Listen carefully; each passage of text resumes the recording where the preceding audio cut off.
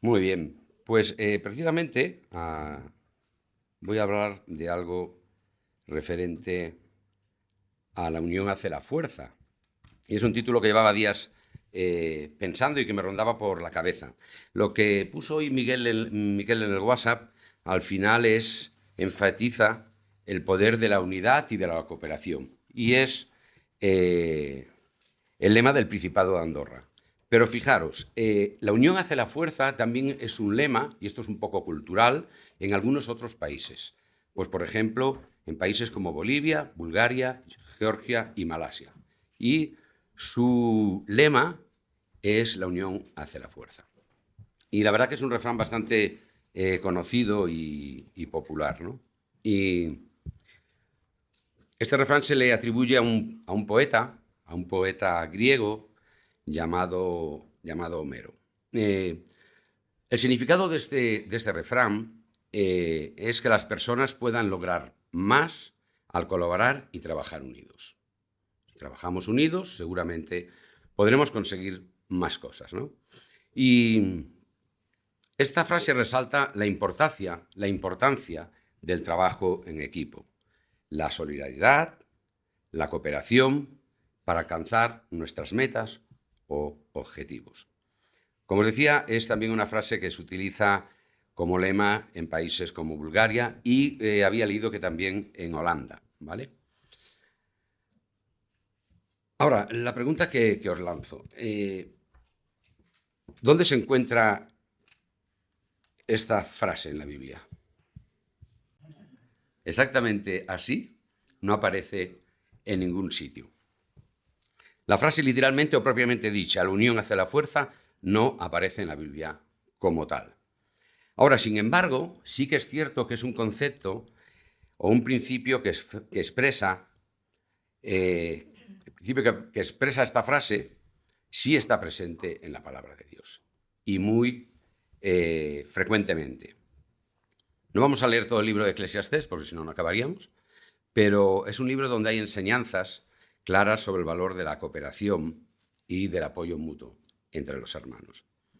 Si viste el título de la reunión, en el versículo que había, era el versículo de Eclesiastés, versículo 9, capítulo 4, versículo 9, y yo voy a leer dos versículos, el 9 y el 10, y los voy a leer en dos versiones diferentes. Lo voy a leer en la Nueva Traducción Viviente, que dice: es mejor ser dos que uno, porque ambos pueden ayudarse mutuamente a lograr el éxito. Y el versículo 10 dice: si uno cae, el otro puede darle la mano y ayudarle, pero que cae y está solo, ese sí que está en problemas. Lo voy a leer ahora en la Nueva Versión Internacional, que dice: mejor son dos que uno, porque obtiene más fruto de su esfuerzo. Versículo 10. Si caen, el uno levanta al otro. Ay del que cae y no tiene quien lo levante. Y estos dos versículos de Eclesiastés capítulo 4 están destacando que es mejor un equipo que una sola persona. Que entre dos es más fácil ayudarse. Hay otra frase también que tenemos muchas veces muy común decir, ¿no? Entre dos es arrimar el hombro, se suele decir muchas veces, ¿no? También es una frase bastante conocida. Que entre dos personas, si se hace unión, se es más resistente. ¿Y esto qué quiere decir? Quiere decir que el apoyo conjunto de todos y cada uno proporciona más fuerza, más eficacia y más seguridad. Y el pueblo de Dios no está destinado a vivir aisladamente, sino que el pueblo de Dios está llamado a caminar juntos y unidos. Mirar, en los inicios de la Iglesia, de los cristianos, hay un versículo en Hechos que tengo yo aquí apuntado, os lo voy a leer, no hace falta que lo busquéis, está en Hechos 2:46. Y mirad lo que hacían los cristianos en los inicios de la Iglesia. Y perseverando, ¿qué dice? Unánimes cada día en el templo, y partiendo el pan en las casas, comían juntos con alegría y sencillez de corazón, perseverando unánimes cada día en el templo.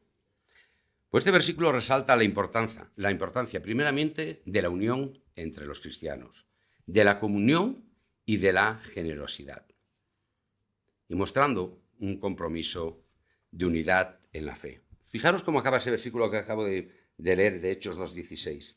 Y con sencillez de corazón.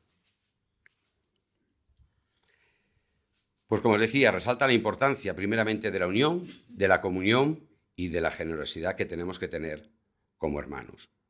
Vamos a leer unos cuantos textos y nos vamos a ir a Colosenses. Colosenses, capítulo 3. 3 versículos vamos a leer, el 12, el 13 y el 14. Dice: vestíos pues como escogidos de Dios, santos y amados, de entrañable misericordia, de benignidad, de humildad, de mansedumbre y de paciencia, soportándoos unos a otros y perdonándoos unos a otros, si alguno tuviere queja contra otro, de la manera que Cristo os perdonó, así también hacedlo vosotros. Y sobre todas estas cosas, vestíos del amor, que es el vínculo perfecto. Aquí parece que no está hablando de unidad, pero si entramos y profundizamos un poco, veremos algunas cuestiones. Aquí el apóstol Pablo está exhortando a los creyentes a adoptar un nuevo estilo de vida que refleje esa nueva identidad, al ser escogidos por Dios, santos y amados. Y esto implica dejar atrás otros comportamientos antiguos, ¿no? Revestirse de las cualidades que reflejen el carácter de Cristo. Y aquí menciona unas cuantas y las voy a ir detallando. Nos habla de compasión.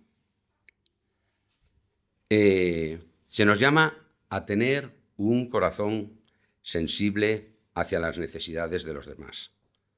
La compasión implica actuar con afecto y implica actuar con empatía a quienes sufren.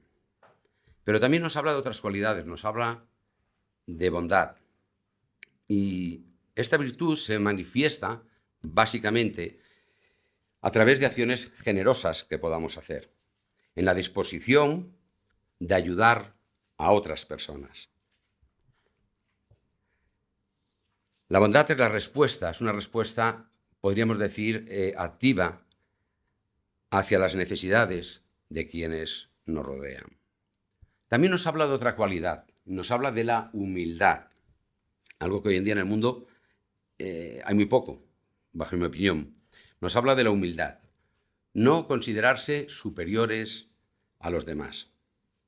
Si tenemos humildad, seguramente nos permite servir y ayudar a otros sin ningún tipo de reconocimiento. Y eso hoy en el mundo no pasa. Seguimos con cualidades que hemos leído en Colosenses. Nos habla de mansedumbre y paciencia. Mansedumbre y paciencia. Y estas cualidades nos ayudan a manejar seguramente mucho mejor las dificultades por las que podamos pasar. A tratar a los demás seguramente con más respeto y calma, incluso en situaciones a veces complicadas, desagradables y desafiantes. La mansedumbre y la paciencia. También nos habla del perdón. Qué difícil a veces se nos hace perdonar. Y eso a veces nos pasa. Y Pablo aquí enfatiza y resalta la importancia de perdonar a los demás. El perdón es esencial para seguramente mantener para nosotros mismos una relación saludable con los demás. Porque si no perdonamos, ¿qué tenemos si no tenemos perdón? Tenemos rencor. Así que el perdón es esencial para mantener una buena relación y saludable con quien nos rodea, con nuestras amistades, con nuestros amigos, con los hermanos de la Iglesia.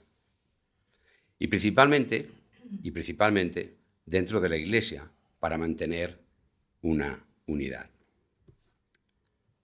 Finalmente, aquí en estos versículos, Pablo también menciona sobre todas las cosas, debemos revestirnos de amor, que es el vínculo perfecto que debe ser la base de nuestras relaciones con los demás. Debemos revestirnos de amor. Y esta exhortación de Pablo y estas cualidades que acabo de nombrar ahora, de decir ahora, la compasión, la bondad, la humildad, la paciencia, el perdón y el amor, es una invitación para nuestras relaciones diarias con toda la gente que tenemos alrededor. Y con estas cualidades que acabamos de leer y que acabamos de ver aquí, en estos versículos de Colosenses, reflejaremos amor, reflejaremos unión y reflejaremos armonía, dando ejemplo, como os decía, a la gente que nos rodea. Os voy a leer yo un versículo de un salmo, que es muy conocido. Mirad cuán bueno y cuán delicioso es habitar los hermanos juntos en armonía. Es muy bonito este versículo, ¿eh? Mirad cuán bueno y cuán delicioso es habitar los hermanos juntos en armonía. ¿Y de qué nos habla? Pues de unidad, nos habla de unión, nos habla de fraternidad, nos habla de estar en armonía, los hermanos juntos. Y qué importante, y la importancia de estar unidos. Ahora, tampoco es fácil muchas veces buscar la unidad. Todos tenemos nuestro carácter, todos tenemos nuestras formas de actuar, pero la unidad, como creyentes y como hijos de Dios, requiere por parte nuestro esfuerzo también para que exista esa unidad. Porque esa unidad es súper importante y es esencial para la comunión entre nosotros como hijos de Dios. Hay un versículo, lo voy a leer, no lo busquéis, está en 1 Corintios 12:26, dice: de manera que si un miembro padece, todos los miembros se duelen con él. O sea, que si yo estoy padeciendo, todos los miembros, si estamos unidos, deberían también padecer conmigo, por poner un ejemplo, ¿no? Y si un miembro recibe honra, todos los miembros con él se gozan. O sea, que si algún hermano, pues, no sé, ahora no se me ocurre ningún ejemplo, pero, no sé, ha ganado un premio, pues todos nos deberíamos de gozar con ese hermano.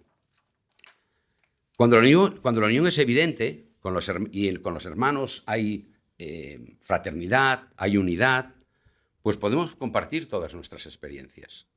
Yo os decía hace un momento, hoy hemos tenido una noticia muy triste. Bueno, pues el Señor sabe todas las cosas, ¿no? Pero a veces incluso como creyente te planteas y llegas a pensar ciertas cosas, ¿no? Pero, como os decía, cuando hay unión es evidente que podemos compartir nuestras experiencias, podemos compartir nuestros problemas, podemos dar y recibir apoyo. Pero también es bonito compartir los buenos momentos para la alegría de todos los hermanos, porque eso también es parte de la unidad. Vámonos a Juan. Juan capítulo 17. Aquí vamos a ver unos versículos que Jesús ora por la unidad de sus seguidores, deseando que sean uno como Él y el Padre son uno. Y lo que resalta aquí es la importancia de la unidad entre los creyentes. Capítulo 17, versículo 20, 21, 22 y 23. Le pediría a alguien si lo puede leer, por favor. Mas no ruego solamente por estos, sino también por los que han de creer en mí por la palabra de ellos, para que todos sean uno, como tú, oh Padre, en mí y yo en ti, que también ellos sean uno en nosotros, para que el mundo crea que tú me enviaste. La gloria que me diste, yo les he dado, para que sean uno, así como nosotros somos uno. Yo en ellos y tú en mí, para que sean perfectos en unidad, para que el mundo conozca que tú me enviaste y que los has amado a ellos como también a mí me has amado. El último versículo dice: perfectos en unidad. Unidad en Cristo. Jesús aquí lo que está pidiendo ahí a sus seguidores es que seamos uno, así como Él y el Padre son uno. Y nos habla de unidad. Y este ejemplo implica que la unidad no es solo una armonía, por decirlo así, superficial. No. La unidad tiene que ser una unión basada en el amor y la verdad compartida entre todos los hermanos. La unidad entre los creyentes, nosotros como comunidad, como creyentes, tiene que servir, como decía antes, como testimonio también para el mundo. En el mundo en el cual nosotros vivimos cada día y compartimos y nos relacionamos con muchísimos gente y amigos. Y por eso es importante reflejar esa unidad y esa armonía. Cultivar la unidad. Los cristianos estamos llamados a trabajar por esa unidad. Y como os decía antes, superando a veces nuestras diferencias, nuestra forma de ser, nuestro carácter, nuestra forma incluso a veces de pensar. Debemos limar todas esas diferencias. Y eso se hace con un compromiso, de amor, de respeto y de comprensión mutua entre todos los hermanos. En resumen, estos versículos de Juan que acaba de leer Esteban es un llamado a la unidad de la fe cristiana, destacando que esa unidad es esencial.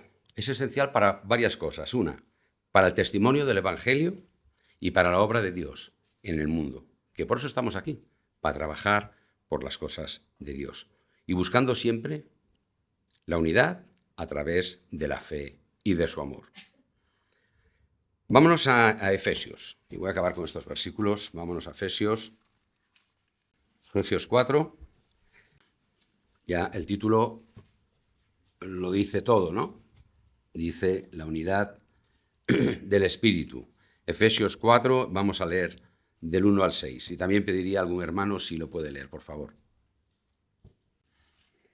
Yo, pues, que estoy preso por causa do Senhor, ruego que os comportéis como es digno do llamamiento que habéis recibido. Sed humildes y amables, sed tolerantes y soportaos unos a los otros con amor. Procurad mantener la unidad del Espíritu en el vínculo de la paz. Hay un cuerpo y un espíritu, así como hay una misma esperanza, a la cual fuiste llamada, según la vocación que habéis recibido. Hay un Señor, una fe, un bautismo, un Dios, un Padre de todos, que está por encima de todos, actúa por medio de todos y está en todos. Muchas gracias. Pero vuelvo a leer el versículo 3 porque me ha gustado en esa versión. Procurar mantener la unidad del Espíritu en el vínculo de la paz. Procurad mantener la unidad del Espíritu. Y aquí en estos versículos, sobre todo en el 4, en el 5 y en el 6, resalta la unidad de los creyentes en el cuerpo de Cristo. Y aquí Pablo menciona 7, podríamos decirlo así, 7 características para poder tener esa unidad. Nos habla de un cuerpo, nos habla de un espíritu, nos habla de una esperanza, nos habla de un Señor, nos habla de una fe, nos habla de un bautismo y un Dios y un Padre para todos. Y todas esas cosas son las que tienen que hacer y tenemos que hacer por mirar de estar unidos como cristianos y como hijos de Dios. Todos estos elementos que acabo de mencionar ahora resaltan la unidad en la Iglesia. Y eso es esencial. Todos los creyentes somos parte del mismo cuerpo de Cristo. La diversidad y la variedad entre nosotros debe estar unida, principalmente unida por la fe y con un propósito común. Empezaba la reunión preguntando por dónde estaba esta frase que dije al principio: la unión hace la fuerza. Por supuesto que literalmente no está en la Biblia como tal, pero sí que es un concepto, como decía, que expresa, que esta frase expresa, y lo podemos encontrar en muchísimos más versículos. Yo nada más que he querido compartir unos cuantos con vosotros, ¿no? Pero mirad, la fuerza está en la unidad.